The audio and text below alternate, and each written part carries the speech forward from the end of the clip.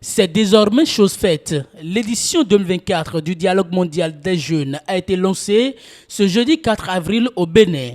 C'est la salle rouge du Palais des Congrès de Cotonou qui a abrité la cérémonie du lancement officiel des activités de cet événement mondial.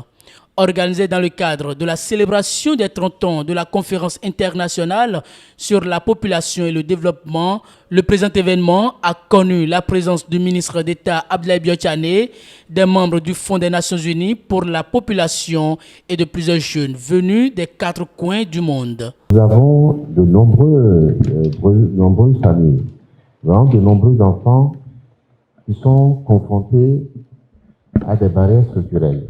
Bien sûr, d'abord, la pauvreté des familles, qui fait que, arrivé à un certain niveau, évidemment, vous avez des abandons, vous avez l'incapacité des familles à subvenir aux besoins de leurs enfants. Nous avons un système aussi qui a ses insuffisances. Des insuffisances d'infrastructures, des insuffisances d'équipements et tout simplement les insuffisances, y compris même des enseignants. À l'heure où je vous parle, nous avons un déficit chronique dans les enseignements scientifiques, dans les matières scientifiques, mathématiques, sciences physiques, sciences naturelles. Pour trouver des professeurs, c'est la croix et la bannière. Et bien sûr, il y a un obstacle important, c'est l'inadéquation de cette formation-là avec le marché, de l'évolution du marché du travail. Ce qui fait que, malgré le fait que les familles investissent l'essentiel de leurs revenus dans l'éducation de leurs enfants, beaucoup de ces enfants finissent l'école sans que ce qui est attendu de cette école-là, l'emploi, puisse être assuré par cette formation. Donc l'inadéquation entre le marché du travail, le marché de l'emploi et la formation qui est donnée. Comment on peut transformer l'école de la situation où elle est aujourd'hui, où l'école est devenue une usine à fabriquer des chômeurs, à une situation où l'école peut devenir justement une usine qui fabrique des emplois, qui fabrique des employés, qui donne des opportunités à tous ces jeunes-là pour avoir un emploi après leur formation. Ça, c'est important, c'est une des mesures fortes que notre gouvernement a prises, qui est d'approuver cette stratégie-là, et nous sommes en train de la mettre en œuvre. Dans les 2 ans qui viennent, nous allons construire 30 lycées agricoles dans tout le pays. 30 nouveaux lycées agricoles. Nous allons construire 7 écoles de métiers dans l'électricité, dans la métier de l'eau, dans le tourisme, dans le digital et le numérique. Il y a déjà l'école des métiers numériques qui est déjà créée.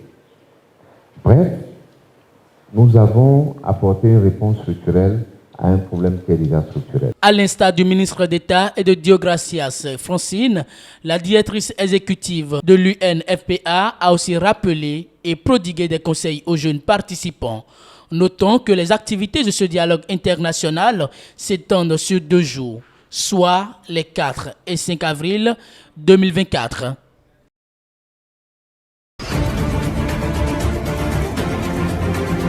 ABMED, en tant qu'organe de régulation du secteur pharmaceutique, joue donc un rôle fondamental dans la santé en garantissant que les produits pharmaceutiques, dont les produits cosmétiques, les compléments nutritionnels mis sur le marché répondent aux normes de qualité, de sécurité et d'efficacité.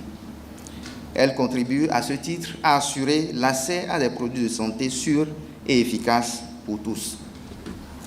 L'obtention de cette autorisation de commercialisation suit une procédure que l'on peut résumer en 4 étapes. Nous avons la réception des dossiers d'homologation suite à une étude de complétude et de recevabilité administrative. Ensuite, l'évaluation technique du dossier par le comité des experts. Et troisièmement, validation des travaux du comité des experts par la Commission nationale d'homologation des produits de santé, ainsi que des résultats de contrôle de qualité du produit concerné.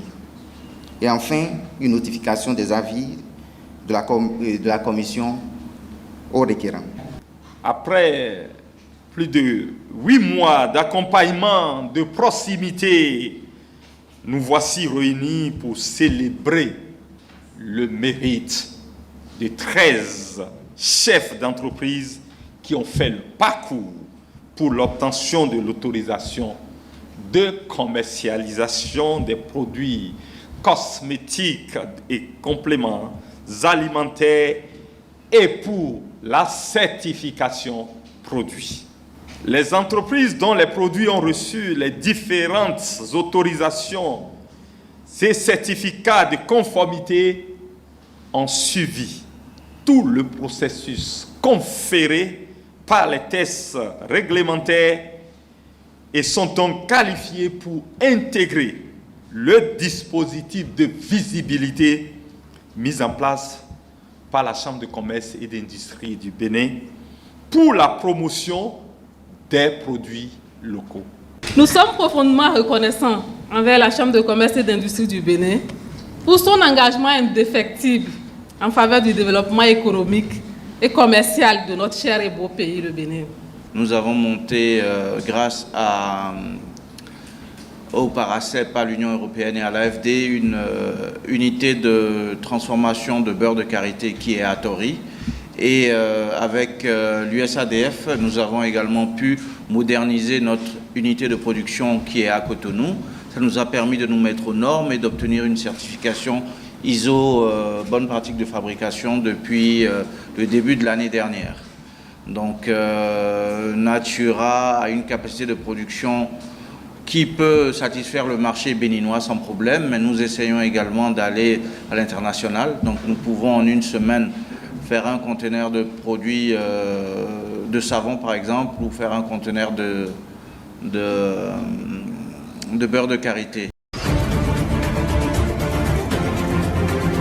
De poids de grade à 4 personnels des forces de défense et de sécurité FDS. En effet, promis par le président Patrice Talon, chef suprême des armées, le général de division Abou Issa, le contre-amiral Massim Fernand Arroyo, le général de brigade Abdul Baki Sani Bachabi et l'inspecteur général de police de deuxième classe Arofodi Nazer Mounokpe ont arboré leur nouveau galon à l'occasion d'une cérémonie pleine de solennité co-présidée par des ministres de la Défense et de la Sécurité en présence du haut commandement, des autorités politico-administratives, des parents et amis des récipiendaires venus nombreux rehausser l'événement.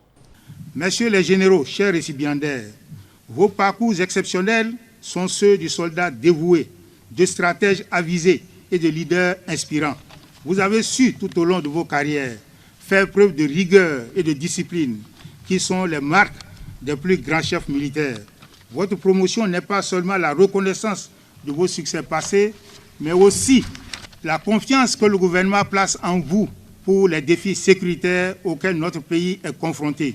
Vous êtes désormais appelés à assurer des responsabilités encore plus grandes et à garantir la sécurité de notre pays face aux menaces présentes et futures. Cet honneur qui leur est fait est le fruit de leur engagement dans l'exercice du métier des armes. C'est aussi la reconnaissance de leur dévouement au service de la nation. Au-delà des traditions militaires que nous respectons ce jour, cette cérémonie est un appel à encore plus de professionnalisme et de loyauté pour ceux qui, je l'espère, suivront leurs pas. Nos frères d'armes changent de catégorie ce jour parce que le président de la République, chef de l'État, chef suprême des armées, les a trouvés dignes et en mesure de tenir le rang qui est désormais le leur. Je tiens à remercier le président de la République qui a fait confiance entièrement aux Savalois de façon générale et pour tout ce qu'il fait pour le Bénin. Et je suis venu ici parce que j'ai au moins 2 de mes enfants, 2 de Savalou, qui sont devenus généraux. Alors je suis venu les soutenir et profiter pour dire merci au président de la République pour ce qu'il a fait pour Savalou. C'est un camarade de promotion, mon oncle Nazer, qui porte le galon et qui m'a invité. Et j'ai bien voulu venir assister à la cérémonie. Très bonne impression parce que tous autant qu'ils sont les promus méritent effectivement cette promotion. Et je leur présente toutes mes admirations. Leur promotion constitue sans doute une source d'inspiration pour la troupe en vue d'une meilleure atteinte des objectifs de la République.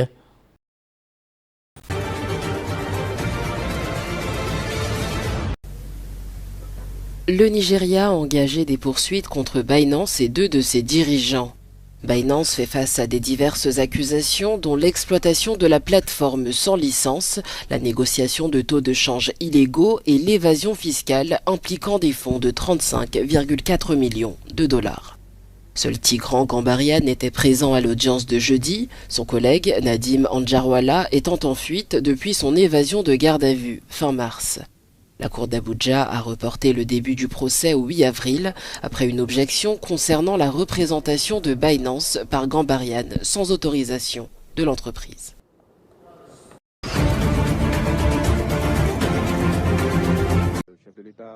Le Sénégal a fêté ce jeudi les 64 ans de son indépendance.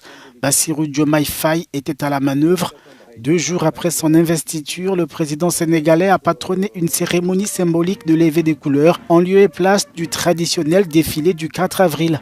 La veille, lors d'un message à la nation, le nouveau président a dévoilé la feuille de route de son mandat. Éducation, emploi, lutte contre la vie chère, gouvernance électorale et réforme de la justice, entre autres, sont au centre de ses préoccupations. Dans le domaine de l'emploi, par exemple, Bassirou Diomaye Faye veut s'appuyer sur le secteur privé à qui il promet l'assistance de l'État, alors que des concertations avec les partis politiques et la société civile doivent permettre le toilettage en profondeur du système électoral. Bassirou Diomaye Faye est devenu le 5e président de l'histoire du Sénégal à 44 ans. Il a nommé Ousmane Sonko au poste de Premier ministre. Le pays attend l'annonce de son gouvernement.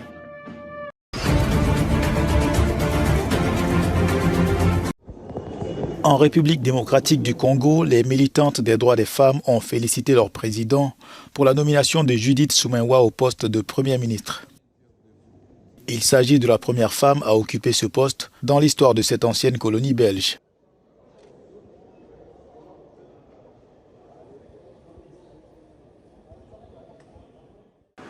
Vraiment, félicitations.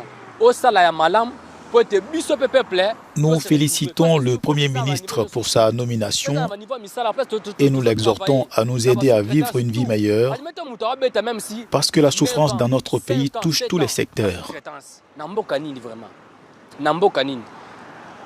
Cela me fait énormément de joie. C'est vraiment, je peux dire, un bonheur de voir une femme occuper un poste assez important.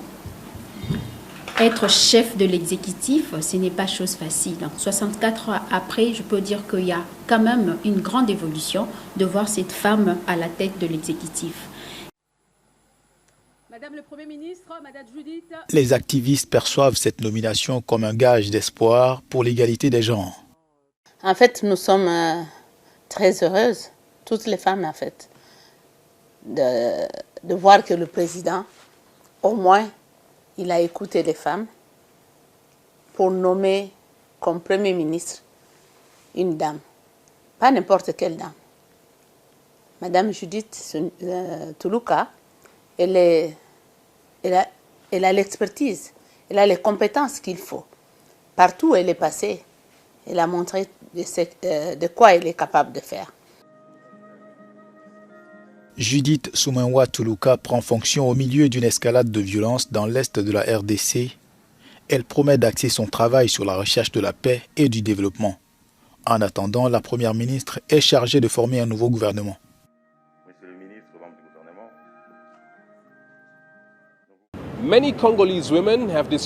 De nombreuses femmes congolaises ont décrit la nomination de Judith Suminwa comme une étape cruciale vers la participation accrue des femmes à la vie politique de RDC. Son expérience internationale parle pour elle. La consolidation de la paix l'aidera à résoudre les problèmes du pays, des problèmes qui ont maintenu des millions de Congolais dans la pauvreté. Chris Sochamringa, Africa News, Kinshasa.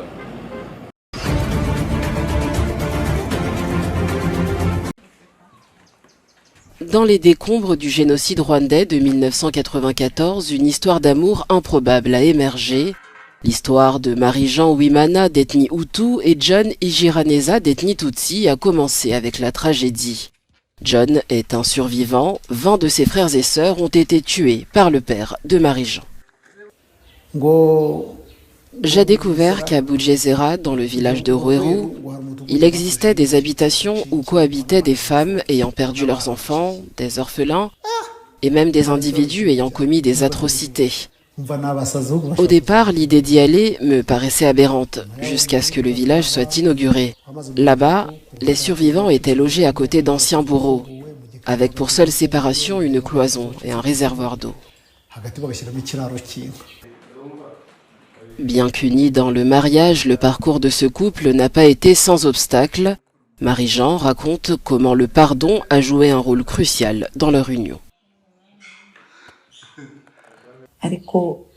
Au départ, je me suis interrogée, y a-t-il un risque qu'il me tue une fois mariée? Je me demandais aussi quel type de pardon il pourrait m'accorder, tout en sachant que les miens avaient causé la mort des siens. Mais il avait déjà entamé la route de l'unité et de la réconciliation, une réalité que j'ignorais jusqu'à ce que nous partagions nos témoignages, et ça m'a renforcée.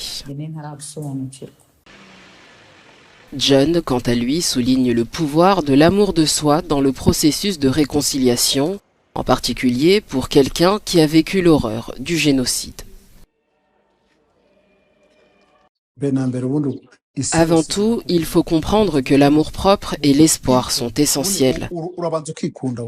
C'est en cultivant cet amour pour soi-même que l'on peut véritablement aimer les autres et donc son pays.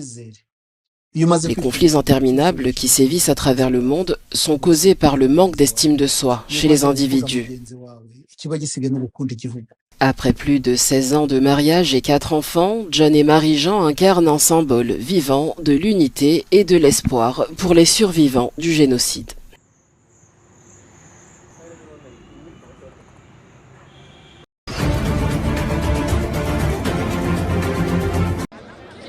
Le président sud-soudanais a appelé mercredi le Parlement de son pays à mettre en place l'arsenal législatif nécessaire à la tenue des élections.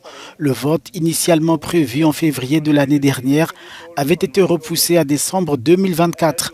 Il faut donner la chance au peuple de choisir ses dirigeants, a fait savoir Salva Kiir. Dans la foulée, le président du Parlement a promis l'implication de son institution concernant la préparation du scrutin. Problème, le vice-président du pays milite pour un nouveau glissement du calendrier électoral. Riek Machar propose la prolongation du mandat du gouvernement de transition afin, dit-il, de permettre une bonne organisation des élections. Le plus jeune pays du continent veut renouer avec des institutions stables. Après son indépendance du Soudan en 2011, le Soudan du Sud a basculé dans la violence en décembre 2013.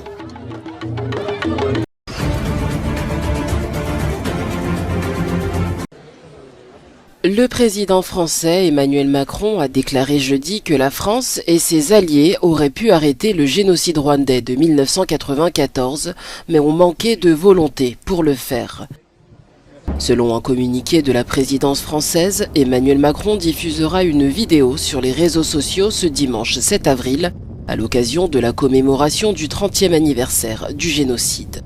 L'Élysée rapporte que dans cette vidéo, le chef d'État français souligne que lorsque la phase d'extermination des Tutsis a commencé, la communauté internationale avait les moyens de savoir et d'agir.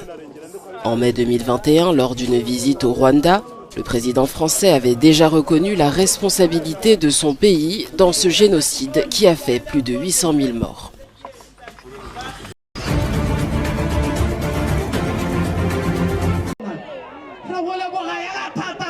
Le Botswana menace d'expédier 20 000 éléphants en Allemagne.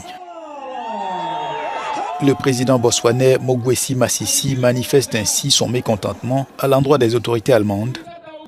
En effet, le ministère allemand de l'Environnement, dirigé par les écologistes, dénonce le braconnage au Botswana et souhaite limiter l'importation des trophées de chasse. L'Allemagne est l'un des plus grands importateurs de trophées de chasse dans l'Union européenne. En mars, le Botswana avait déjà menacé d'envoyer 10 000 de ses pachydermes au Royaume-Uni pour le même motif. Ce pays enclavé d'Afrique australe abrite la plus forte population d'éléphants au monde, soit environ 130 000 bêtes.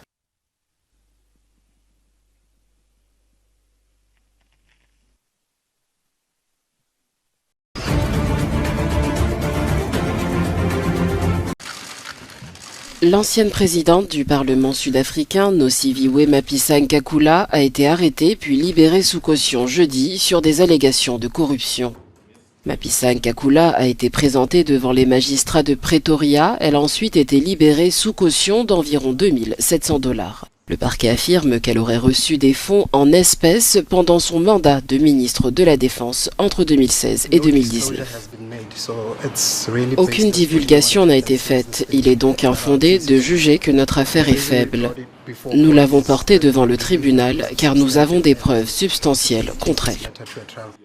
L'ancienne présidente du Parlement a quant à elle nié les accusations. Et bien que les procureurs n'aient pas contesté sa libération sous caution, ils ont demandé la saisie de son passeport. Son affaire a été renvoyée au 4 juin, les procureurs prévoyant d'ajouter un autre accusé.